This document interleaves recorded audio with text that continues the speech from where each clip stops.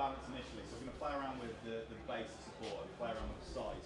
So first of all, start with your feet nice, shoulder width apart. Okay, all I want you to do is just experiment moving side to side, forwards and backwards, and see how controlled you are of your balance there.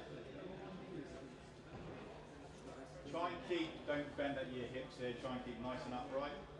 Okay. Which way are you more stable? Which direction are you more stable in? Sideways. Sideways, okay. So why would that be? Base is wider that way. Base is wider that way, okay. So we've got a nice base of support there. Let's now bring the feet back together, do the same sort of principle. Okay. How are we stable now? Is it still as good? Less Okay. stable. It's less stable. So actually, some of the key things we've got to think about is size of base and the plane movement direction of base is essential. So actually, you could say, well, if I move side to side with my feet shoulder width apart, much more stable. Feet narrower base, much less stable. Okay. Now, what I want you to do is actually go onto one foot. We're going to start explaining around this because actually, at any one point in jumping and running, this is really going to test your balance. At any point in running and jumping, you're going to have to go on one leg. So when people go balanced, that's not really that important for running, is it? At any one point, am I like this in running? At any one point, am I in this and takeoff? So if this isn't balanced, how effective is every running movement going to be? How many people here have run a marathon? How many people have been off balance when they run a marathon? Just imagine how terrible that is if you run 26.2 miles, making it harder for yourself. Isn't that crazy? Okay, so actually we need to explore around this. So we're going to go on to one base of support. So all I want you to do is keep it nice and balanced. I want you to do the same exploration. And you can now bend at the hips, so you can do this. You can go into a Superman position. Don't go too far this way. Okay, what are you doing to maintain balance? Coaches from the outside, what are they doing to maintain balance if you can observe everything? Shifting weight. Shifting weight, okay, so the shifting weight. Core, what about the core? Stable. Okay, keeping it stable, so when we go back to postural stability, it's nice and stable. Using the arms to balance, help balance. Okay, brilliant. So the arms are coming out. Anything else? Let's keep on moving around, you guys, you're balancing. Anything else they're doing? So they've got their arms coming out.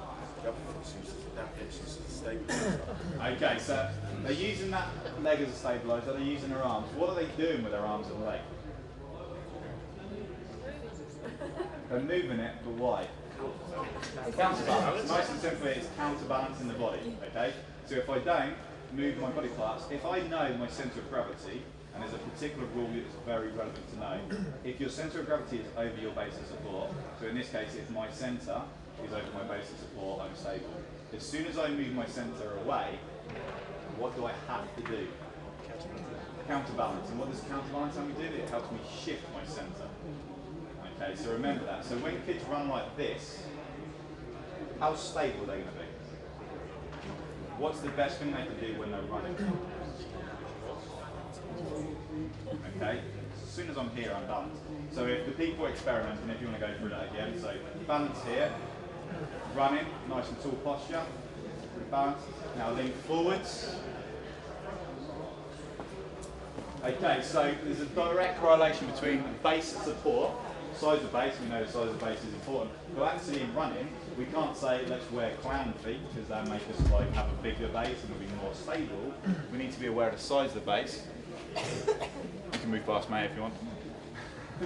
Direction of movement as well. If I actually want to move this way, the actual base of support should be in that particular direction. If I change my foot to this direction, where am I going to go next? Okay.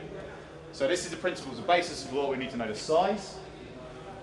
So actually, if you look at more of a stable throw, if I'm going to do an overhead throw with a football, is it more stable to be like this or like this?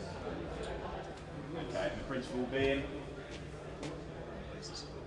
base of support. Okay, it might seem like I'm going over the same stuff, and apologies, it feels like I'm doing it like kids. But one thing I want you to go away with is really thinking about the basics when you go back there. So everything we look at is, well, we can make that easier. So think about the kids. I'll give you a prime example of where base of support I see as being a problem all the time. Kids when they're getting a ready active position, everybody getting a ready active position to run somewhere quickly. how many kids do that? How many kids do this? And how many of you go, no, that? Okay, I see it all the time. You see 20 kids wind up, and if you've got some like that, okay, where is that centre? Centre to the side. And if you do this, centre, move forward a little bit. We look at the start of an 800-metre race, senior. I know, exactly. Elite athletes, I've seen do that before, and I'm thinking. And from coach education point, when we ask endurance athletes to do some drills, and this is a coordination thing more, they tend to do this. It looks a bit like John Cleves more than like a technical drill, so we need to be careful with things like that. But these are basic things that actually moving away quickly. If we think, well, that kid's not moving away quickly, it's because they happen to address an issue before they move away. Everybody happy with that? Other kids, when you say get in a very active position, they do this. Next. Okay, and that is simply because some kids just don't understand the very basics of movement. Okay, so for purely getting kids to explore this, one of the best things to do is get back into your very active position. Okay, now you know that the size of your base is what at the moment if you're sitting in your very active position. Draw it out for me. Okay, so it's around your feet of support. If we knew that where we position our centre of gravity is important, if it's right in the middle of our base, that means we're stable. What happens when we move it to the edge? So just coming forwards. It's going to topple over. Is there an advantage from trying to move it towards the edge, or do we always want to keep it central? Brilliant. Okay, so go back to this direction of movement. If I want to go this way, and I take it right to the edge, then when the gun goes, we're going to go forwards. Now what kids do is the kids were, and I was starting a group off the other day, and you do the 3, 2, oh you've already gone, no worries. If you watch them, they go 3, 2, they go anyway because they're not stable enough. So it comes back to stability. Okay, so we need to focus on stabilising people when they move through. Okay, so when you're looking at it, think about this direct relationship between base and support and actually how you relate the centre. So, if anybody is comfortable doing a sprint start of the group that are actually participating at the moment, what I want you to do is get into a typical crouch position. And actually what you typically see is people can hold this stable here, and a good start is where you can hold your stability in the base of support without falling forwards. Okay, because it means as soon as the gun goes, where is all my movement going to go? If I'm like this, and I've seen a DVD recently like this, come out from the company, where am I going to go? Brilliant.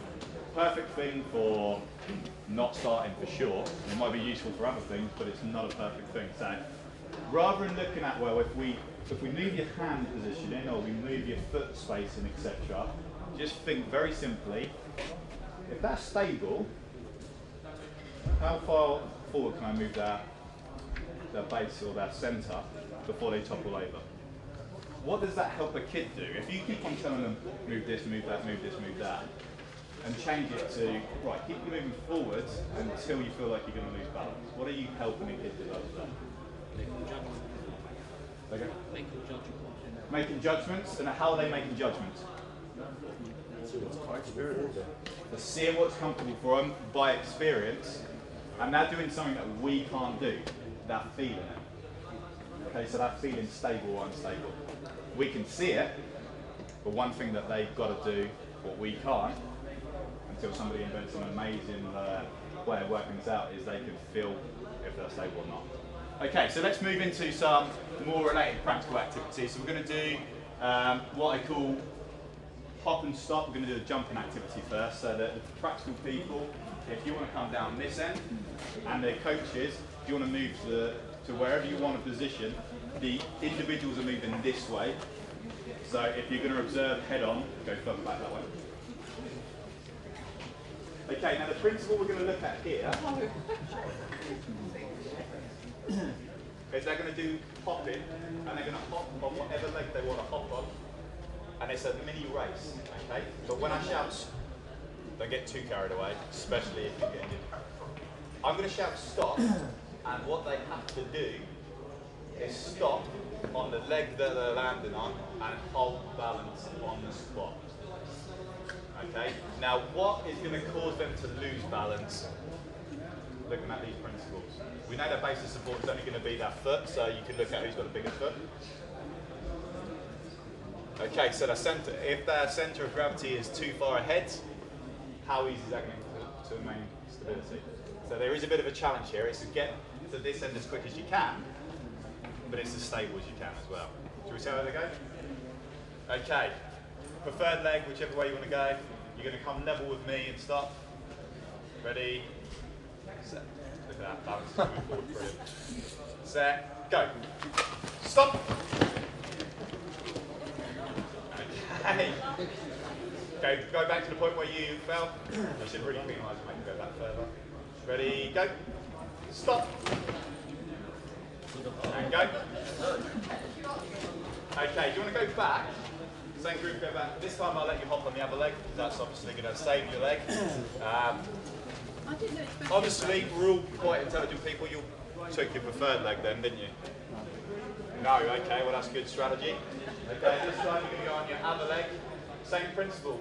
Coaches, what I want you to be observing, you're observing from a distance. Now start to think of these principles, start to observe a little bit deeper.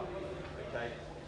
What is it that people do when they maintain stability? So start doing a bit of a comparison model. What is it they do with their body compared to those who are losing stability? Okay, so look at comparison. We ready? Go. Stop.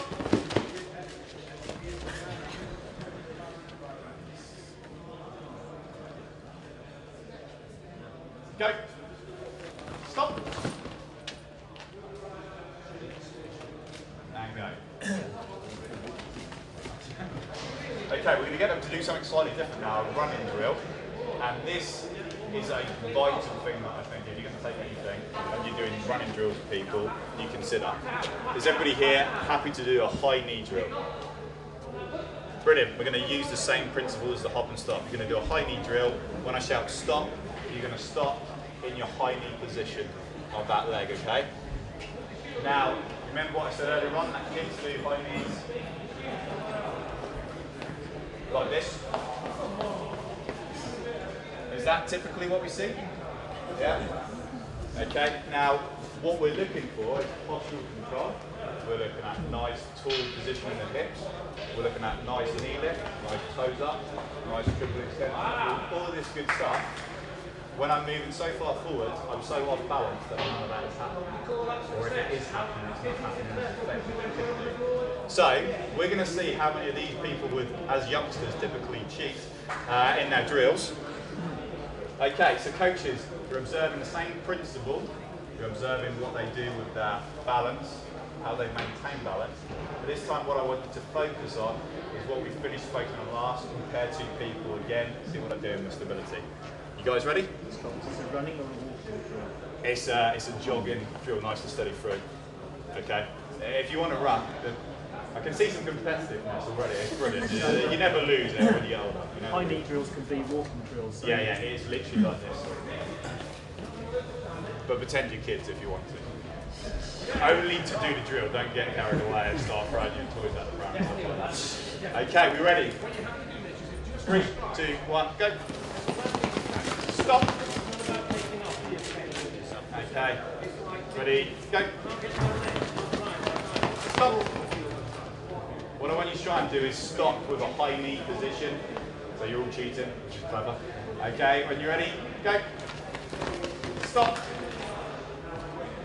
Okay, come back again. We're going to do another observation of that. So every time you finish, you should finish with either a high knee with your left foot or your right knee or left knee. So you should finish in this position.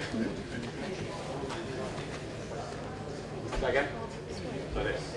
Like this. It's good. you're observing, all right? Yeah, no, it's good. It's good. I would go back to one point where we're talking about distance and positioning and direction. You're seeing a lot from the side. Is that the best place to be always?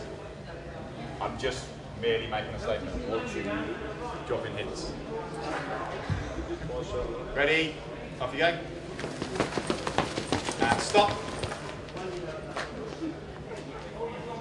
Okay, ready? Off you go. And stop. Ready? Up you go. And stop. Well done. Okay. Okay, so using the same principles, we're looking at base of support, where we'll position in the centre. What did we notice happen? Hips are low, okay? Now this is typically what kids will do in this particular one. Do we want hips to be low in a running drill? No, okay, so we're going to now add that in as a challenge to say when you stop, you can't stop like this. Because the human body's clever. We're clever. We're going to cheat as much as we can to stay stable. Okay, so this time you have to keep nice and tall with your posture. That's one good thing. Anything else that the coaches picked out that they observed that you could give as a coaching point to kids? Head up, still. Head up. Like this. Toes to shin. What people were. Yeah. Okay, very simple one, which is probably more coordination up to arm off the leg. Brilliant, okay, so the two people picked up your foot positioning. Where's your base of support? What is your base of support as an athlete in this particular drill? Your foot. Very simply. So whatever your foot's doing is determining what the rest of your body's doing. Because that's your base of support. So let's give them one thing to focus on. They have to keep their hips tall. That's a requirement by me. What's the key thing you want these individuals to focus on? And you might give different people different tips. That's what I want you to think about now. So I'm going to get them to do drill one more time.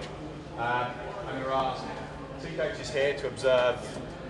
One coach, two coaches here, next coach. Jump in the middle when you're confused.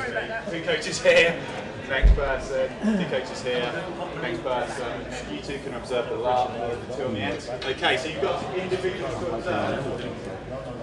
Give them 1 point that they can help maintain balance in this drill. Okay, we ready? Off you go. And stop. Ready, off you go. And stop. And ready, off you go. And stop. Now think about these principles when you're looking at drills. How many kids do you know go quickly through their drills and don't ever execute it correctly? And what we're saying is like, it's rhythm, and the only way you're going to get rhythm is nice, balanced, stable position. Because as soon as you've got this stable position, you can start to execute a nice rhythm. If you're off balance, the rhythm's likely to go. And that is an advantage when you're trying to accelerate, and that's a great point. But when you're in the posture, when you're focusing on technical drills, you're trying to get things correct. If you're forcing them to be off balance all the time, you're going to force them to develop incorrect movements. I go back to my statement this morning about 10,000 hours. If you do 10,000 hours of unstable movements, you're going to ingrain bad habits. So go back to basics, make sure that one, they're stable, which will allow them to build effective coordination, rhythmic movements, and not stable is going to be an issue. Well, going back to this morning, what you said about the 10,000 hours, what can you say? 45 minutes is wasted on warm-up. So you're minus of your 10,000 hours, half an hour every day. How long should you be doing this basic training into the drill? Yeah, I think the thing what Wolfgang was trying to get across this morning was that actually people were doing activities where it wasn't really effective. So when you're doing like a couple of laps, stop and do static stretching, you're basically letting the body stay very low, get cold and stretch muscles, and it's irrelevant. And for kids, it's not fun. Now, what he would say, for working with other people, what I would certainly endorse, is more active warm-ups where you go through range of movement stuff, but don't ever get technical drills and range of movement dynamic warm-ups confused. I think most people are just absorbing together and get people to actively warm up, but don't ever focus on technical. Well, how much should you spend on this? On an active warm-up, I would say like this 10 to 15 minutes. On drills, it's a case of actually getting them to do it right. I'd say get them to go 2 or 3 times through it, but 2 or 3 times through it correctly. Okay. The one thing I see is kids do it lots and lots and lots and lots of times, and it goes back to that quality. Quality, not quantity. Keep them doing loads and loads and loads until it's correct. That's why I have the biggest thing about hurdles. So how, like we are here, I mean, you probably got them. How do you, when you're telling them that it's not being done properly, the right way,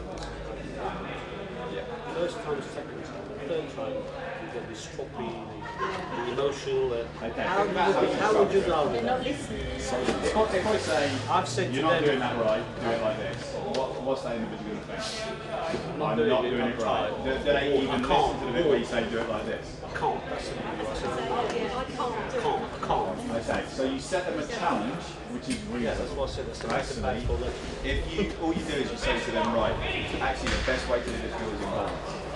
So what do I need to focus on in balance? What can you do to get balance? Now they go away and explore it. I think what we do too much to the kids is we tell them lots and lots of stuff. Yeah, we start to tell them lots of negative stuff. And actually the brain is very bad at picking up negative and positive stuff. And if the first thing I say is negative, so if I said to you guys, oh, that was pretty bad coaching, the first thing you would think of, is he thinking we're pretty bad coaches? I might have followed that up with, but that bit was brilliant. You wouldn't even acknowledge the bit where I said that bit was good. So you've got to think about how you structure your feedback, and that's that intervention cycle part that we get to where we start to give feedback and say, actually, that was really good. Don't use the word but, I hate the word but. That was really good. Next time, focus on that. That's your challenge next time. And actually make sure the challenge isn't ridiculously hard. So if I give you a challenge which is so far advanced, so let me give you a challenge which is so far advanced for some of you that you're gonna, this will annoy you, but it might make you go away and practice it. So we're going to do the thumb and finger thing. So everybody stand with their thumb up and your finger out. So left hand, your thumb up, your finger in, right hand, finger out, thumb down. Everybody ready for this? Okay, that's the starting point. And all you're going to do, I'll just go through it slowly, is bring your finger in and thumb up, thumb down, finger out. But you're just going to do that as quick as you can. Okay?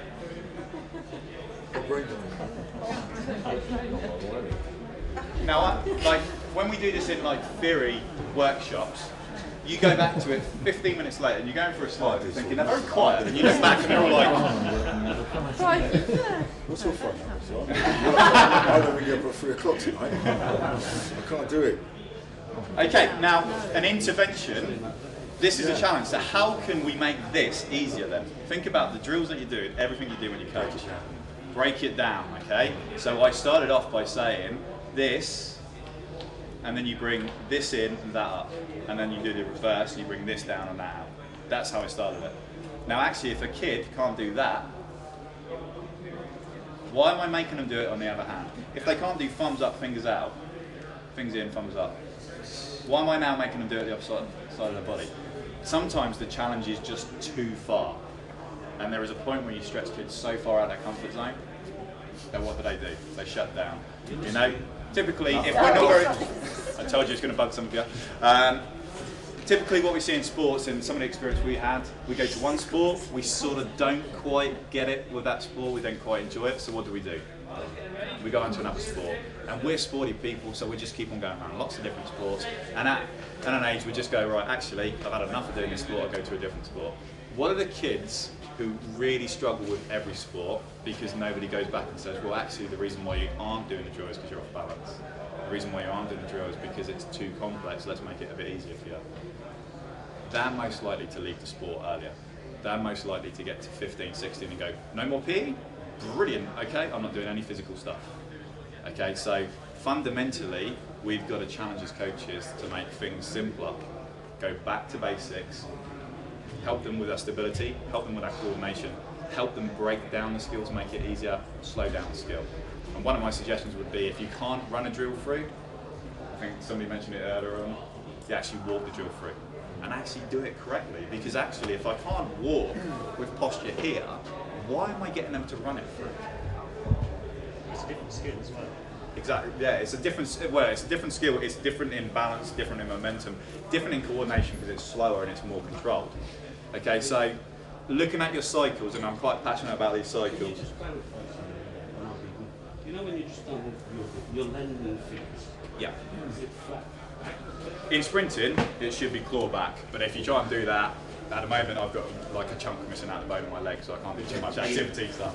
So that's why I'm not doing too much running around. But actually, in sprinting mechanics, if you're looking at it, you actually land with almost a flat foot. And if you slow down any footage from the World Champs in Berlin, you will think that Mr. Bolt is landing with almost a flat foot.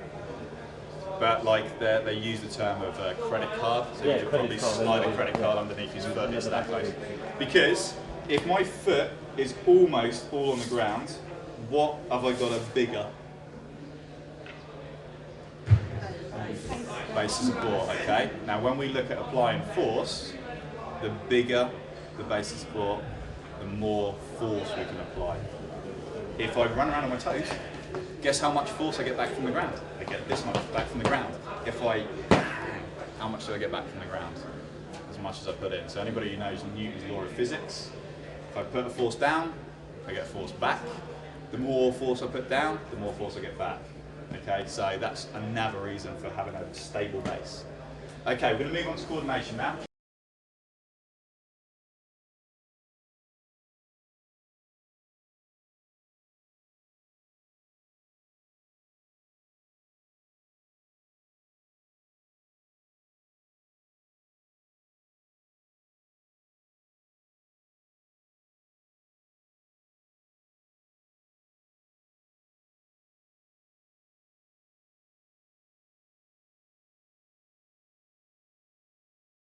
Exercise. Coordinating the body parts to maximise movement efficiency and force application. So what it means is, actually, we talked about triple extension. So if I actually learn to extend through ankles, knees and hips, then that makes it more effective for me to generate force from the ground. If I throw as a little kid does, up to a little kid throw a tennis ball, okay, I'm generating this much force from my elbow and potentially my wrist. Okay. If I do it like a mature adult would throw, what do I tend to do? Bring my shoulder right back, and I step into it like this, and I put it through from here. Okay. And what I do first is I go legs, hips, core, shoulders, elbow, flick. So I've somehow managed to go from this kick to this. How many of you remember how you got from this to this? Because guarantee I see every little kid playing rounders like this. It takes them 4 throws to get it back to the teacher who's going, yeah, I'm waiting for the ball, keep them throwing. So they're just like throwing, yep, pick it up, throw again. We've moved, and what we've done is we've developed coordination through body parts to maximise the force. Because we know that if you want to throw a tennis ball or throw a dart like that. Because it's shorter, you don't need too much power. If the dartboard was where the seats are, how would I attempt to throw it? Obviously, I'd make sure nobody's there. Size of the force applied. Now, actually, through coordinating my body, I can apply more force because I can move the force. So you move big muscles, legs, to generate force from the ground, and you move them into smaller muscles, what aren't as strong, but they move faster. That makes sense? So big muscles move slower, but stronger. Small muscles are smaller, but move faster. So there's a line. So if you get a throw, you go big muscles, legs, before arms, throw. Everybody remember, has anybody done a box with legs before arms? That's trying to I'm trying to simplify it. It's a quite complex thing to take on board. Time at which force is applied. If I apply the force like this, it's not as much as this. So if I take the ball from here to here, that's why you never see Javelin throwers do that, because they need a longer time to pull them over. Happy with that? Golf swings are never like this. They're full range from all the way back to all the way forwards. Okay, so they're doing back swing, follow through to get the maximum hit on the ball. Direction of force, nice and easy. If you push down, where do you go? If you push back, you go forwards. If you push somewhere in the middle, you go forwards and up. Okay, so when we run, where do we push? Behind us, we push down and back, really. And out of the blocks, we probably push more back than down. When we're running, we'll probably push a little bit different at an angle. And as I say, fuzz arm, if we always work, like talking to at lunch, we just use a simple analogy that if you want to go up, you push down. If you want to go forwards, you push back. If you want to go even more forwards, you push back even more. Simple stuff. Really simple stuff. Now, when you watch your kids, how many of them are trying to jump the distance and going, Oh, wait a minute, I've moved. Simply what you can do is get them to do what with their centre of gravity? Shift forwards, which means what are they going to do when they push? They're going to push down, and they have to push back because they're actually starting to move into that position. Okay, and obviously things today are quite depressing for us when we start to retire from athletics and put on a better weight. Or as you give a kid a heavier object, the heavier the weight of you or the object, the harder it's going to be to move it. Give a kid it's like a full shot put and wonder why it's not going very far. It's very simple. If you've got two kids, same age, same technical efficiency, but one's jumping further than the other, it could be as simple as one weighs more than the other. It could be as simple as that, because they have to overcome their own body weight. And then the final one, really, complexity of movement. Relaxation is important, but complexity of movement we're going to look at, which is, for me, what's simple for one person is complex for another. So we go back to the thumb and finger thing. It's become simple for me because I've practiced it, but it could be complex for yourselves. Okay. What we're going to do is we're going to get you all to do that now. Now you're going to do it to level with this post here, and you might have to go a few people at a time. All you're going to do, you hop on your preferred leg, whether it's right or left, to 2 feet, preferred leg again, 2 feet. So it's always the same leg. To the post. Coaches, you're just observing how simple or complex this movement is for them. And make sure you're looking broad first of all, and then go narrow. Okay, we ready? Off you go.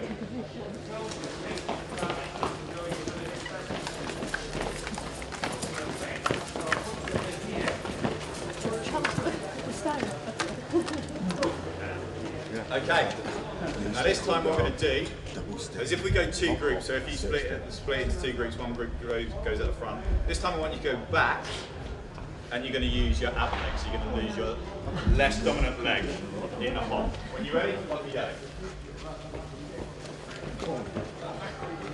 Alright, okay, well you can go all the way back here, we'll say that's a practice for them guys. Okay, we're going this way then. Okay, we're ready? Off you go. Yeah, I wouldn't have let her go on her own. She's very good. Okay, the rest of the way. You can't just like hide them back. What? The other leg.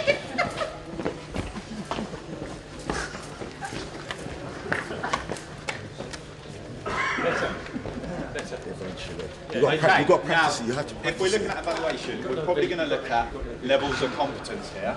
Okay, so we're going to probably start to think about how can we make this a little bit more related to the level of competence of the coach, going back to this basic principles.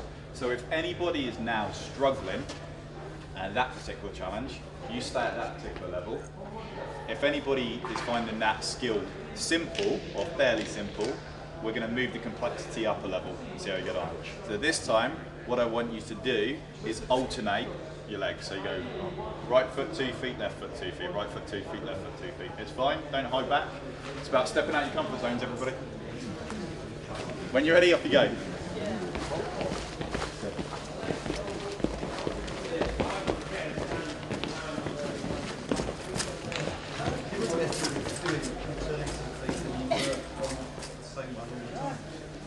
Okay, which is an interesting point there, that actually with some people alternating their legs is simpler. Depends on your experience in sport, depends on how you pick up that particular skill. You can start to tell, an observation thing to be aware of, you can start to tell when people are quite comfortable with a skill because they tend to be up and looking around as though they're having a good day. If you look at people who are struggling, what do they tend to look like? Watching what they're thinking. Looking at that feet and thinking about what they're doing. Okay? Of course you can. Yes.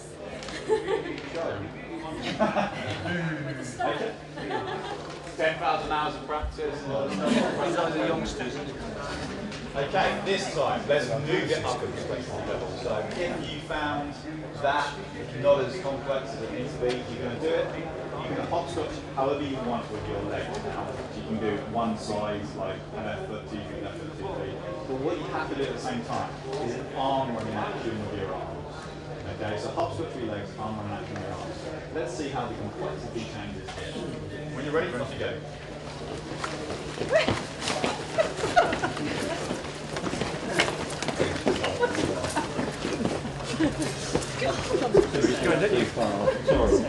You have to break it down completely. Okay.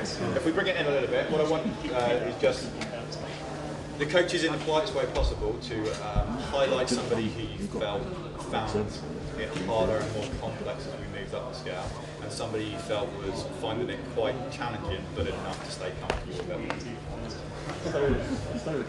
with it.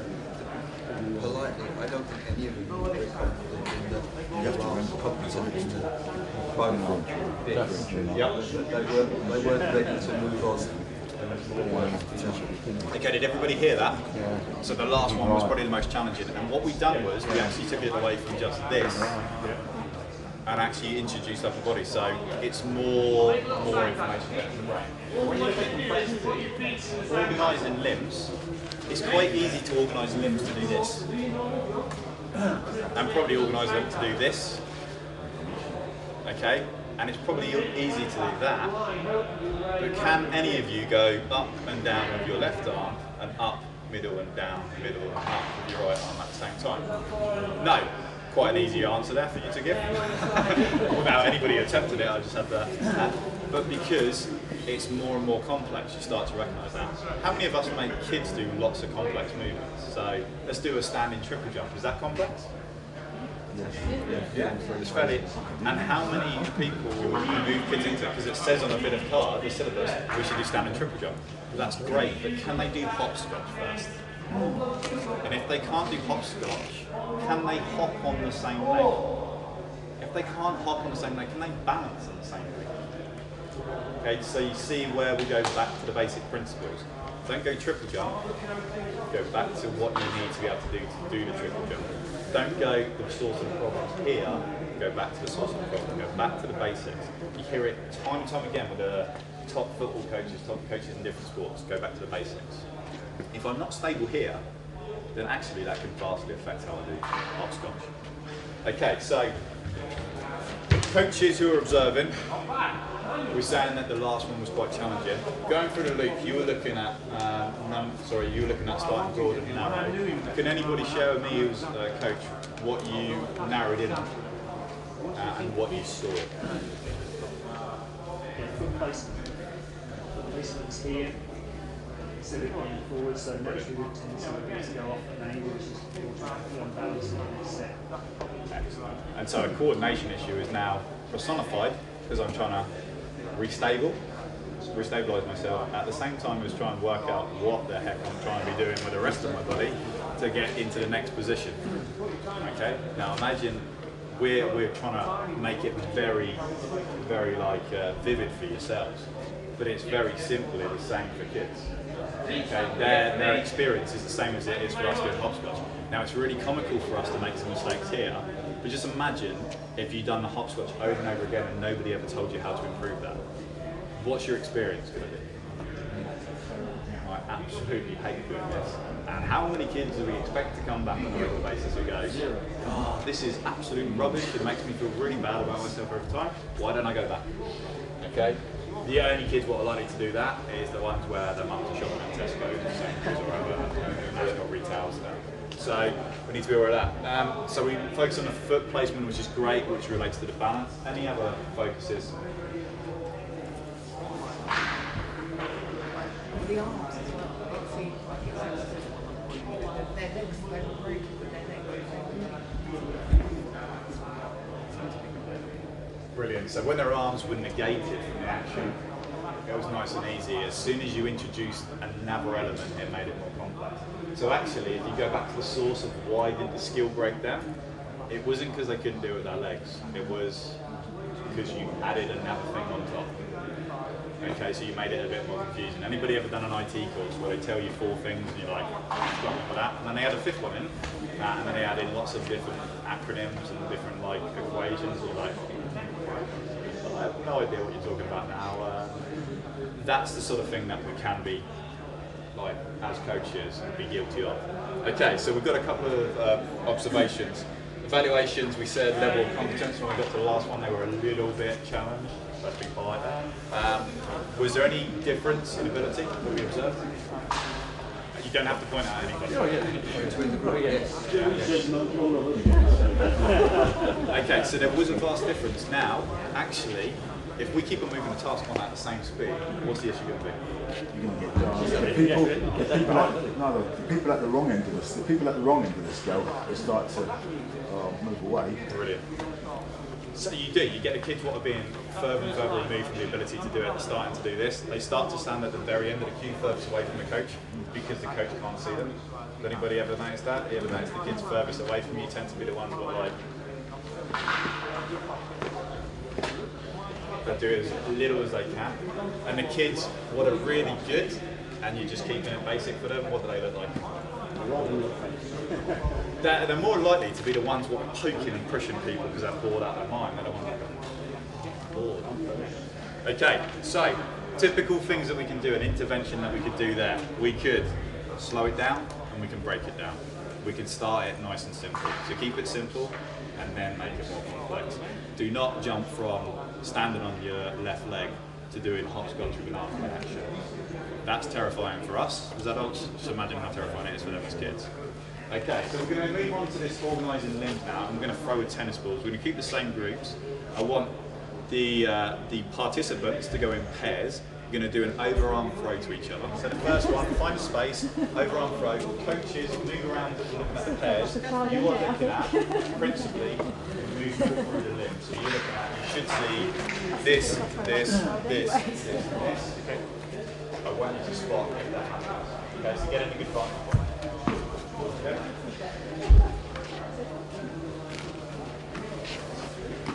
Don't worry, catching's not essential.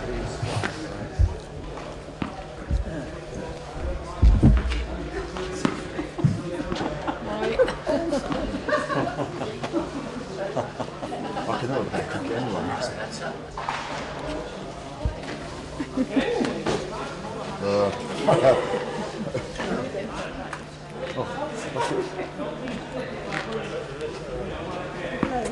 Bowling.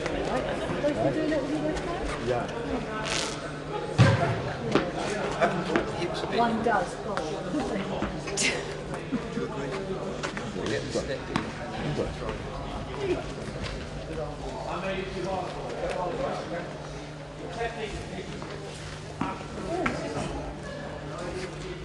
Balls are going everywhere. No, that would. That's a strong arm. Or is it? No. Okay, everybody stop there for a second. Now swap to your less dominant arm. No, You're already on your left arm, brilliant, okay. So coaches, you're going to swap to your less dominant arm now, throw where you're at. Cool. Keep going alternative. And the same principle.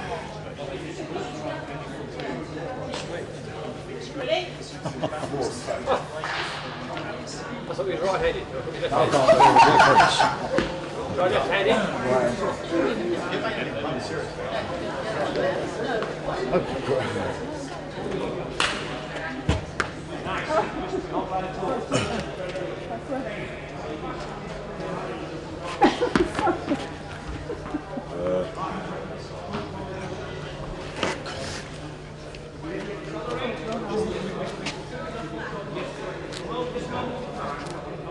That was much better that time because you opened the hips up so you had the space to bring your arm through. It wasn't.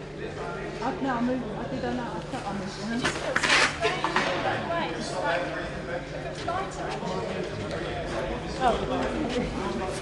Quite really weak.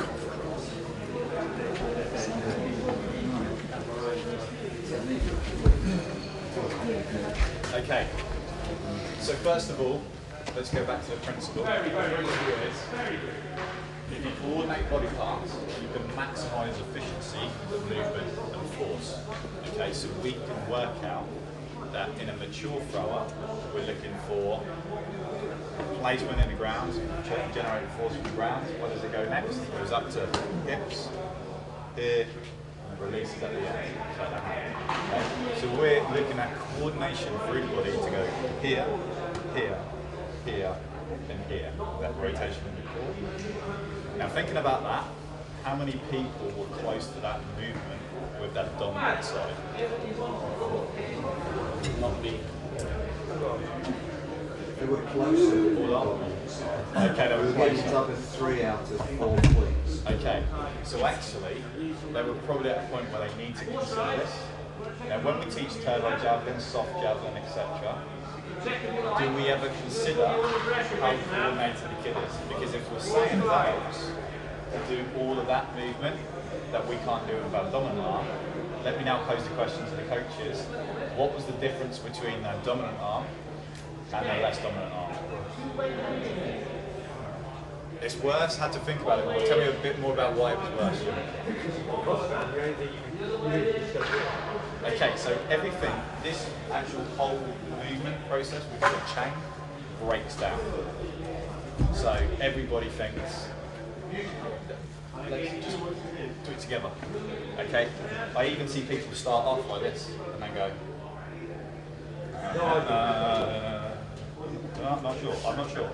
Okay, so straight away, you're actually not even fluid with it. So you're now considering that this, just going to naturally step in and throw, we're actually doing it the opposite side and stepping in like this, and throwing is much more complex. So when you work with kids, what you feel with your less dominant arm is probably what they feel with their dominant arm. Okay, now how challenging was that for you? Okay, now what would you do as a coach then if we know, and I'm not going to ask you to compare here, but if you could see the comparison in your partners of people who are throwing between our stronger arm and our weaker arm, that's your technical model, and you can see what they should be doing ideally, and actually what they were doing, how could you make that more effective for an individual to improve? What intervention would you do there? Break the chain. Okay, you don't need to do the whole chain, you can break the chain down. If I can get a kid to do this, brilliant. The next step, if I can get a kid to turn sideways and do that, brilliant. Okay, if I can get the kid to step into it and actually go from here and go, actually I'm going to step in and do this, then great, I'm building up the chain. But some kids will do this naturally, and some kids will do this. Okay, so go back to the basics. Look at, not that actually this kid's talented and that kid's not. It's this kid's using coordinated movement, that kid's not coordinated. Simple process. Now let me just add one more practical thing to think about before we just finish off the slides. Use the same principle for jumping behind. Okay? If I don't use a triple extension, if I don't extend at the ankles, knees and hips, if I try and extend at the hips, knees and ankles, try that now, just sit on the spot. Try and stand and try and move your hips first, then your knees and then your ankles. Wow, that's powerful, isn't it? Okay, now try and do it with your ankles, knees and hips. So think ankles, knees, hips. Simple coordination things. Now I'm making it sound really simple, but just think about it, that this may be complex for another kid. So go back to your simple versus complex. Actually, let's make the intervention nice and simple. If you can't do ankle movements and knee movements, practice ankle and knee movements. Don't practice ankle, knee, hip and arm movements. Okay, if you can't throw a tennis ball like this, don't ask them to throw as far as they can. Get them to throw effectively first and then throw for distance. Okay, and what I hate, to be honest, is getting kids to throw for distance too early. It's an advantage because you give them a challenge, but they completely go away from technique. They go straight forward as much as they can, and it ingrains 10,000 hours of poor quality movement. Now, this is why I said that you guys are some of the most important coaches we could ever ask for, because you can drastically affect how good their balance and coordination is, and you can drastically impact on how good their jumping, running, and throwing is. So if they're going to be a good jumper in the future, what you've done previously is going to have a drastic impact